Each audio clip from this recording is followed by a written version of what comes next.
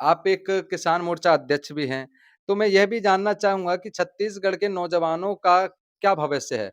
क्या नौजवानों के लिए सरकार कुछ नई पहल करेगी? साढ़े 4 साल तो सरकार ने बिना भर्तियाँ निकाले ही नौजवानों को रोड पर ला दिया।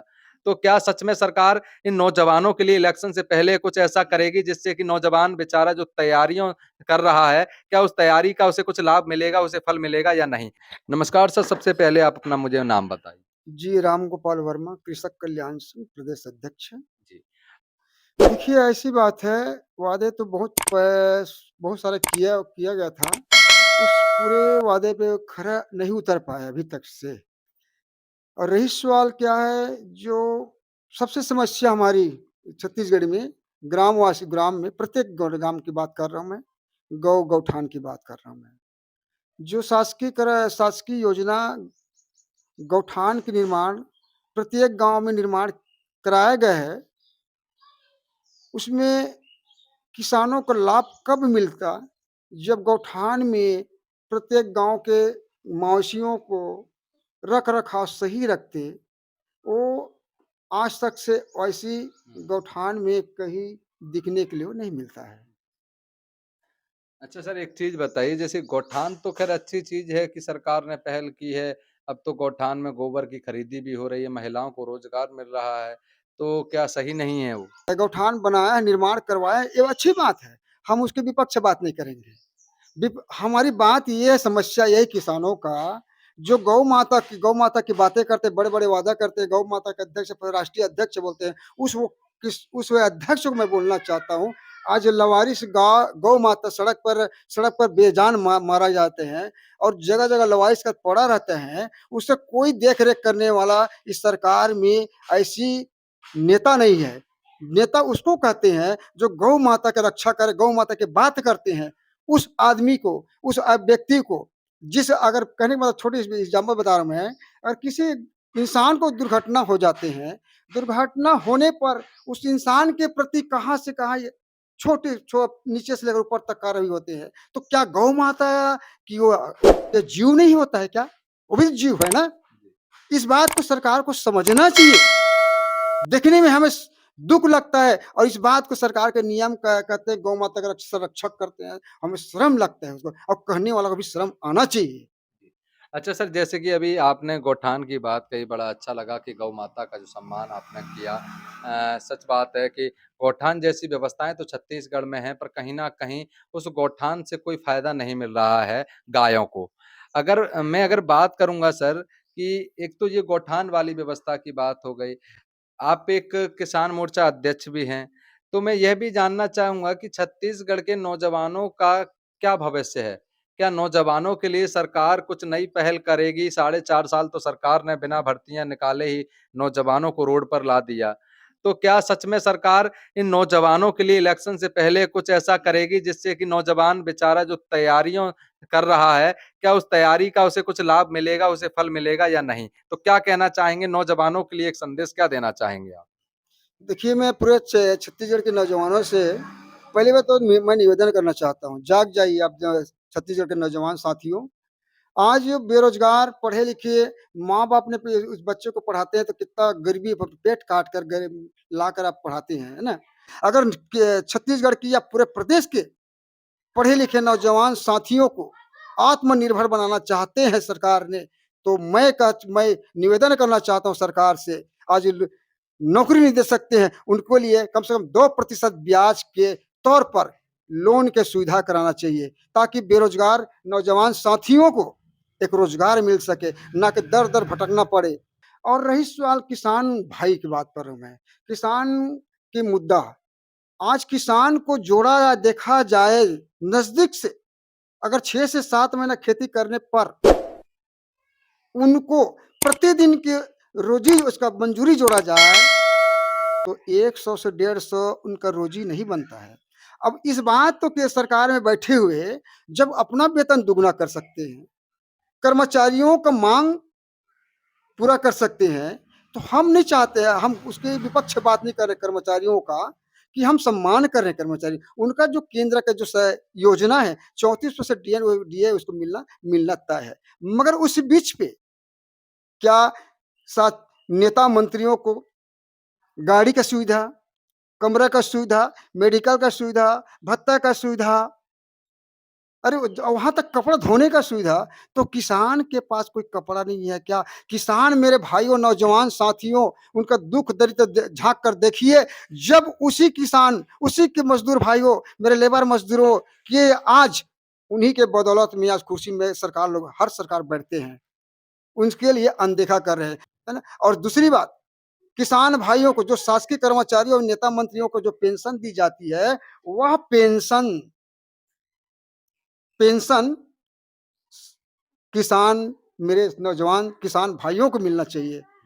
उनको पेंशन मिलना चाहिए। शासकीय जो कर्मचारियों की योजना दी जाती है, उस योजना मेरे किसान भाइयों को मिलना चाहिए। और रही सवाल लेबर मजदूरों साथियों के लिए, सरकार को सोचना चाहिए। इस बात को सरकार को मैं कई बार बोल चुका हूँ इस बात के लिए कि आज मजदूर भाई धूप, पानी, पत्थर, कीचड़ पे काम करते थे, 200-250 रुपए मंजूरी भी करते। वही 200-250 वाले मंजूरी वाले आज वोट देकर आपको कुर्सी में बिठाते हैं उन लोग को। लेकिन सरकार तो ये दावा कर रही है कि कहीं न कहीं कि हम तो किसानों के दम पर ही सरकार बना लेंगे। जो 15 क्विंटल प्रति एकड़ की धान खरीदी करती थी सरकार, अब 20 क्विंटल प्रति एकड़ कर दिया।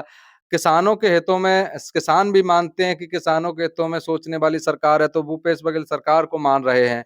तो क्या सरकार किसानों की दम पर ही आने वाले 2023 के चुनावों में छत्तीसगढ़ में सरकार किसानों के दम पर ही बनाएगी? क्या नौजवानों को साथ लेकर नहीं चलना चाहती सरकार? क्योंकि नौजवानों की बात की जाए तो कहीं न कहीं सरकार ने कोई नौकरियाँ नहीं दी हैं। तो मैं कई विधानसभाएँ घूम चुका हूँ, आपके बिलाईगढ़ विधानसभा में अभी मौजूद हूँ। तो कई नौजवान वर्ग के लोग कह रहे हैं कि सरकार ने नौकरियाँ नहीं निकाली हैं, तो बड़ा नाराज़ दिखाई दे रहे हैं सरकार से। तो क्या सरकार बेरोजगार नौजवान जो चले आ रहे हैं, नौजवान जिनकी जो तैयारियां कर रहे हैं, उनके लिए अभी इलेक्शन से पहले भर्तियां लाने का प्रावधान करेगी कि नहीं सरकार? क्या नौजवानों को साथ लेकर नहीं चलना चाहती, सिर्फ किसानों को साथ लेकर ही चलना चाहती है सरकार फिर? देखिए, ऐसी बात है, अगर नौजवान को साथ लेकर, पढ़े लिखे नौजवान साथियों को साथ लेकर अगर चलते तो, जब कुर्सी में बैठे, किसी सरकार की बात कर रहा हूँ मैं, इस सरकार नहीं, दूसरी सभी सरकार की बात कर रहा हूँ। हम भी किसी सरकार की बात नहीं कर रहे हैं, सिर्फ हम नौजवानों की बात कर रहे हैं। हर नौजवान बेरोजगार को उसके लिए बात कर रहे हैं। अगर जिस समय कुर्सी में बैठा है, उस समय पहले उनको सोचना चाहिए, किसान सरकार को। मैं इन लोगों के बदौलत पे पिछला चुनाव जीता जीता हुआ है। क्योंकि और 2 आपको पता ही होगा कि नौजवान ही प्रत्येक राज्य की हमारे देश की नौजवान ही एक रीढ़ है। वही आर्थिक व्यवस्था को मजबूत करते हैं, तो कहीं न कहीं सरकार नौजवानों पर के लिए नौकरियाँ का प्रावधान करे। या फिर एक चीज़ बताइए कि अभी बेरोज़गारी भत्ता देने की बात कही है सरकार ने। चलिए बड़ा अच्छा है कि बेरोज़गार युवाओं को बेरोज़गारी भत्ता देगी सरकार। लेकिन क्या लगता है कि जो नौजवान हताश हैं, अब उनको अब बेरोज़गारी भत्ते से काम चलाना पड़ेगा? देखिए देखिए महोदय, बात ऐसी है, अभी ये लालच है। हुँ। जब पूर्व 4 साल हाँ, लगभग हाँ, हाँ। सरकार तो जाने वाली, मतलब कार्यकाल तो खत्म सा ही समझिए। तो जो नौजवानों के लिए अभी जो सोच रहे हैं, इस बात को पहले सोचना था, ताकि नौजवान के आज जो भटक रहे हैं नौजवानों लोग, आज को ये दिन देखना नहीं पड़ते उन लोग को। अभी ये फिर क्या क्या पता है, चुनाव के बाद देंगे कि लागू किए, और तो इनका क्या गारंटी है? जैसे पिछला वादा छत्तीसगढ़ में शराब के बंद करने के लिए बात हुआ था, ये भी नहीं हुआ। पेंशन 350 को 1000 देने की बात हुआ था, ये भी नहीं हुआ। जो 700 था उसका 1500 देने की बात हुआ, ये भी नहीं हुआ। हैं? यानी कि कहीं न कहीं सरकार अपने वादों पर सफल नहीं रही है। बिल्कुल, बिल्कुल, अच्छा। बिल्कुल। अब बिल्कुल बात यहाँ है, अगर ये सरकार मज़दूर की बात करते हैं, नौजवान की बात करते हैं, तो सरकार से मैं ये पूछना चाहता था, सरकार को मैं पूछना चाहूँ, अब बार-बार पूछ रहा हूँ, जब अपना वेतन दुगना कर सकते हैं, कर्मचारियों का माँग पूरा कर सकते हैं, तो क्या किसान भाई बेसहाय नहीं है क्या? आज अब 20 कुंटल की बात कर रहे हैं अभी, हमने तो माँग कर रहे हैं अभी। आज की डेट में 1970 की बात बता रहा हूँ, 1970 में हमारी ये स्थिति क्या था और हमारे सरकार ने किसानों के प्रति क्या सोचा है? तो वो छोड़िए, आज उसकी तुलना पे अगर करें तो आज हमारी धान की रेट प्रति क्विंटल 8,000 से 9,000 बन रहा था। तो हम नहीं मांग रहे हैं उतना। जो 20 क्विंटल की बात कर रहे हैं, हमारी मांग था सिर्फ 15 क्विंटल की जगह में 25 क्विंटल कर दिए। जो प्रति क्विंटल धान की रेट है। लेकिन अगर बात की जाए कि किसानों की, जो आपने कहा कि किसानों की अगर हम बात करते हैं, तो सरकार ने अपने वादा जो किया था किसानों से कि 20 कुंटल प्रति एकड़ खरीदेंगे, तो 15 किया सरकार ने, अभी 20 भी कर दिया। तो कहीं ना कहीं अगर हम बात करें जो वादे पर किसानों के लिए, तो कहीं ना कहीं सरकार अपनी उतरी है अपने खरे वादे पर, उस किसानों के लिए तो उतरी गई है। देखिए, आप सही बोल रहे हो। अभी पिछला साल का बोनस भी नहीं है। लेकिन अरे शायद नहीं, हो सकता है बोनस तो शायद सरकार दे ही दे। दे ही दे। अरे क्या, अरे मत लंबा खींचो ना भाई, हम तो चाह रहे हैं मत खींचो। किसानों की जो देना है, किसान उसी उसी धान पे, उसी फसल पे जीवित है, खड़ी है उसमें कि क्या मुझे फसल के दाम मिलेगा तो कल मेरी बेटी की शादी है, मेरे बच्चे को पढ़ाने लिखाने की अच्छी जगह पढ़ा सकूं, है ना। तो क्या, अगर लालच देना है तो एक बार दे दे। अगर 2500 क्विंटल दे रहा है, एक बार देकर खत्म करो ना भाई, है ना। जब एक बार उसको किसान भाइयों को मिलेंगे। आज की डेट में महोदय, जब बच्चा पैदा होते हैं, उसको उसी दिन से माँ बाप ने चिंता करना शुरू कर देते हैं, है ना। ताकि कब कब मुझे इसके लिए मैं कहाँ से पैसा लाऊं, कैसे चलाऊं। और सरकार बोलता है कि मैं बोनस दे रहा हूं। और दोनों भाई एक बार दो, ताकि किसान का कोई काम बने। अगर मैं बात करूं कि आने वाले चुनावों की, तो छत्तीसगढ़ में किसकी सरकार बनना चाहिए? क्या भूपेश बघेल द्वारा मुख्यमंत्री बनेंगे या भाजपा की सरकार बनाना चाहते हैं? मैं छत्तीसगढ़ के सभी मेरे नौजवान साथियों से मेरे अपील है, सोच समझ के वोट दीजिए और सोच समझ के सरकार बनाइए। किसी के लालच, किसी का आश्वासन देखकर जागना पड़ेगा छत्तीसगढ़ के नौजवान साथियों को कि हमारे लिए क्या कर सकते हैं और कौन क्या करेंगे और करते आ रहे हैं। हमें एक बात बताना चाहता हूँ, मीडिया के माध्यम से बताना चाहता हूँ। सिर्फ मेरे छत्तीसगढ़ के नौजवान साथियों, मेरे लेबर मजदूरों भाइयों, एक वोट बैंक बनकर मत रहिए। पिछले पिछले 70 वर्षों से एक वोट बैंक हम किसान भाइयों को बनाकर रखा गया है।